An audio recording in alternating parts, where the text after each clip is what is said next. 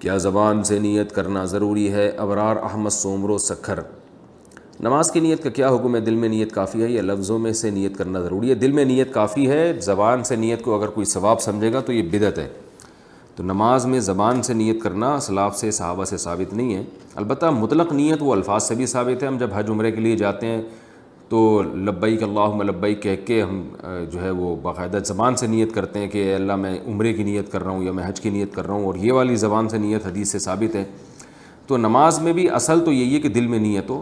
تو وسوسے کے جو مریض ہوتے ہیں جن کو یہی نہیں پتہ ہوتا ہم نے دل میں سوچا کیا ہے، تو ان کا وسوسہ دور کرنے کے لیے علماء نے ایسے لوگوں کو کہا ہے کہ وہ زبان سے نیت کر لیں تاکہ ان کو یہ اطمینان ہو جائے کہ ہم نے نیت کی کیا ہے۔ تو ایسے لوگوں کے لیے فقہاء نے کہا ہے۔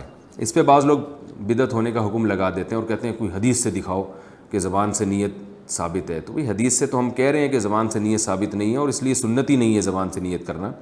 باقی اگر کوئی وسوسے کا مریض ہو اور اس کی طبیعت میں قرار حاصل نہ ہو رہا ہو تو پھر اس کے بارے میں زبان سے نیت بدعت ہے یا نہیں، تو یہ آپ کسی حدیث سے دکھائیں، کیونکہ مطلق نیت زبان سے تو بہرحال ثابت ہے۔ جیسے حج کے موقع پہ کی ہے، وہ بھی تو اسی لیے کی ہے نا کہ آپ کی جو فکر ہے وہ ایک جگہ مجتمع ہو جائے اور آپ کو پتہ ہو کہ میں نے نیت کیا کی ہے۔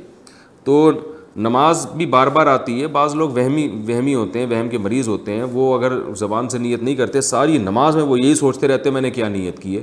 تو ایسے وہمیوں کو اصل تو حل یہ ہے کہ وہ ڈاکٹر کو دکھائیں۔